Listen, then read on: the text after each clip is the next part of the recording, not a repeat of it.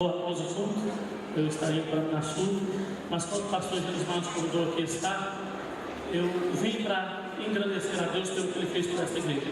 Congreguei aqui por 18 anos, como dizia ao pastor Abinaí, que por vezes nós oramos o dia inteiro, noite toda, para que Deus nos desse o ótimo culto. E graças a Deus, os projetos de Deus cumpriram neste lugar. E eu louvo a Deus ao ver essa igreja bem e ver o nosso pastor presidente sendo orientado por Deus ao colocar aqui o nosso amigo e pastor Genismar.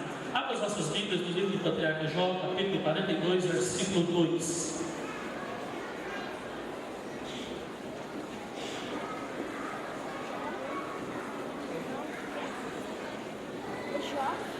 Jó 42, versículo 2. Eu estarei lendo, em seguida peço aos irmãos que leiam para fixarmos melhor. Jó 42, 2 diz assim: Eu sei que tudo podes, nenhum dos teus planos pode ser impedido. Os irmãos, por vontade?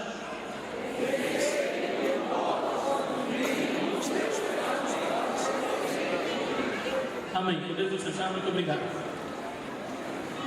Este texto talvez seja um dos mais conhecidos do livro do Patriarca Jó.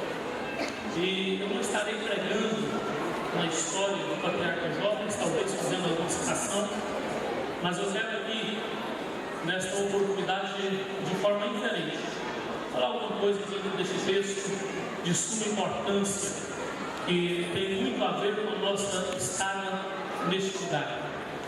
Muitos de nós, quando seres humanos, temos planos, projetos, sonhos e ideais.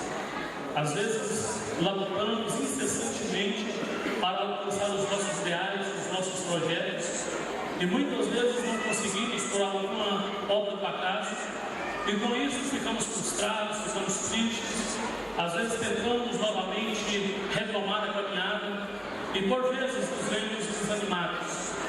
Mas o que me chama a atenção é que o Patriarca Jó, ele tinha um ideal quando ele ficou enfermo, perdeu sua esposa, perdeu seus filhos, e era saber a causa, a circunstância pela qual ele estava atravessando um marasmo tão grande em sua vida. E enquanto o Patriarca Jó ficou preocupado em saber por que ele ia viver de tamanho mal, ele não alcançou a sua vitória. Mas no dia em que ele entendeu que Deus era maior, que Deus era aquele que estaria se levantando no tempo certo ao seu favor, e ele foi orar, buscar a presença do Senhor, ele reconheceu a soberania de Deus e disse: Deus, eu bem sei que tudo podes, e nenhum de seus planos pode ser impedidos. Planos esses que servem para dignificar o nome do nosso Deus. Nós podemos observar que destaque que Jesus cura um cego de nascença, e segundo alguns estudiosos, aquele cego ficou aproximadamente 33 anos cegos. E quando Jesus cura aquele jovem, alguém lhe faz a seguinte pergunta: quem pecou? Foi ele, os pais dele, para que ele nascesse com tal deficiência? E Jesus disse: nem ele, nem os pais deles, mas ele ficou assim para que um dia eu viesse aqui e o curasse, e o nome do Pai fosse glorificado. O que eu quero dizer com isso é que às vezes as reveses da vida nos levam a ficar desmotivados na nossa caminhada, nos leva a achar que não tem mais jeito, que não tem mais solução, que os nossos recursos acabaram. Mas é bem verdade que quando terminam os nossos recursos, começa o agir e o mover de Deus. E eu gostaria que você entendesse nessa oportunidade que este momento em que a igreja de Jardim Nova Esperança se reúne aqui para engrandecer e tributar honra e glória a Deus pelo que Ele fez, quando tudo parecia estar perdido, Deus deu-nos uma válvula de escape para a honra e glória dele. Porque como testemunho ocular, eu ouvi dezenas e dezenas de vezes Deus dizer que através deste lugar Ele curaria, Ele salvaria. E hoje, quando eu ando nas nossas congregações do Ministério de Fama, eu vejo muitos membros e obreiros que nasceram na fé neste lugar, pessoas que estão além das fronteiras, promessas de Deus. E eu quero dizer que nada e nem ninguém vai impedir o agir e o mover de Deus na vida dessa igreja. E quando eu falo igreja, eu falo de você como instrumento de Deus, eu falo de você como um eleito do Senhor. Talvez as pessoas não lhe conhecem, não lhe dão a mínima, você é mais um em meio à multidão, mas para Deus tu és um vaso escolhido. Quem sabe para alguns você é como Moisés, um homicida fugitivo, como Raabe, uma prostituta, como Davi, um adúltero e um homem homicida, como Pedro, um homem inconstante e insensato, como Paulo, perseguidor da igreja. Mas para o Senhor, Moisés era um profeta que ele falava face a face. Raabe ele colocou na linhagem de Davi, para ser bisavó de Davi, sendo a genealogia de Cristo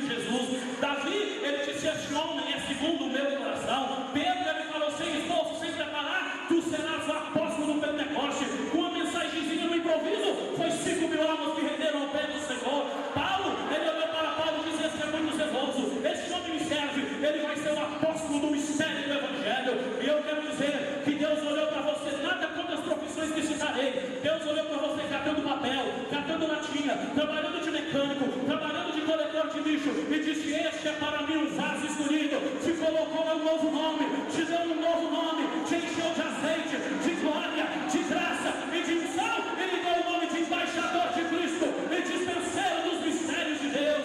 Eu quero te dizer nessa noite, amado irmão e amigo que aqui se encontra, este leve momento de dificuldade que você está atravessando não é momento de jogar toalha, não é momento de se render, mas é momento de olhar para os céus e dizer: Deus, a minha vida está nas tuas mãos, e eu bem sei que tudo não é algumas coisas, tudo adverto de intensidade, totalidade, sem exceção. Tudo tu podes e ninguém pode impedir. Este Deus pode tantas coisas que ele mediu os céus a palmo, o oceano com punho, chama de estrela pelos nomes e gravou o teu nome na palma da mão. Mão simboliza o trabalho. Quando Deus olha na mão dele, ele fala: eu tenho que trabalhar em prol do meu filho. Filho este que, como diz o Salmos 12, versículo 5, que quando geme, que quando chora, Deus se levanta do trono. Levantar até a versão, a ação do sujeito chamado Deus, que ele diz o seguinte: quando eu opero, ninguém pode impedir. Deus vai te operar milagres na tua vida, Deus vai te operar maravilhas na tua vida. Mas para isso, ao invés de murmurar, vamos cantar e adorar o Senhor. Meu amigo e irmão, eu não estou aqui pregando o evangelho pós-moderno, aonde a igreja é concessionária, você vem aqui buscar o seu carro novo. Aonde a igreja é banco, vem cá buscar dinheiro porque Deus vai prosperar você. Aonde a igreja é hospital, o Senhor vai te curar. Não tenho nada contra isso. Deus cura, Ele concede o desejo do nosso coração, diz a Bíblia em Efésios 3, versículo 20. Mas a nossa prioridade aqui é ser o adorador, é exaltar aquele que tudo pode, é glorificar o autor da nossa fé, é dizer: Deus, obrigado, porque pode o mar se revoltar, aparentemente o barco vai a pique, mas eu confio no Senhor que fez os céus e a terra, naquele que era, é e sempre será o leão da tribo de Judá. Em nome do Senhor Jesus, nós faremos proeza. Sabe por quê? Porque nós podemos todas as coisas naquele que nos fortalece. Muitas vezes nós ficamos desanimados porque os nossos planos parecem que são planos irrisórios. Muitas vezes na nossa vida nós ouvimos profetas, Deus usar profetas. Quem sabe o nosso pastor Miguel, uma vasta experiência, ouviu Deus dizer para eles: olha, eu vou te usar, eu vou te colocar em grande necessidade. E quanto mais Deus falava, parece que as coisas iam complicando. Mas só que chegou o dia de Deus na vida do pastor Miguel.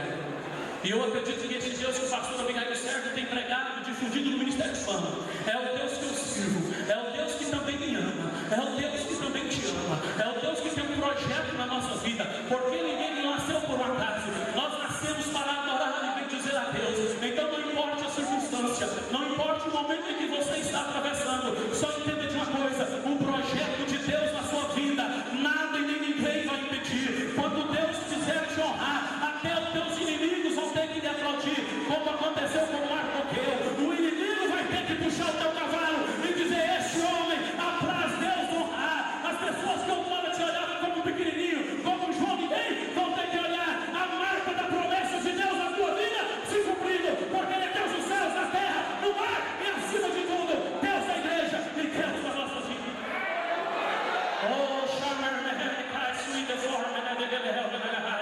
Eu não creio no evangelho teórico, no evangelho bonito, fabuloso, mas eu creio no evangelho puro e simples. Eu não creio no evangelho que precisa de atento para que ocasione milagre, para que haja conversão, mas eu creio no evangelho de Romanos capítulo 1, versículo 16. Não me envergonhe do evangelho de Cristo, porque o evangelho de Cristo é evangelho de renúncia, é evangelho de sofrimento, é evangelho de não viver a nossa vida aqui, mas viver a vida dele. E mais só que tem uma coisa: é o evangelho de promessa, é o evangelho de triunfo, é o evangelho de vitória. E o versículo 7 dizendo assim: olha, não me envergonhe do evangelho, pois é poder de Deus na vida de todo aquele que crê, pratica as palavras do mestre. Então, em nome do Senhor Jesus, não se envergonhe de empunhar a tua Bíblia sagrada, não se envergonhe de exaltar o nome do Senhor, não se envergonhe de ser um crente que abre mão das coisas deste mundo, do pecado, das coisas dessa vida, para servir aquele que tudo pode, porque este evangelho é poder de Deus.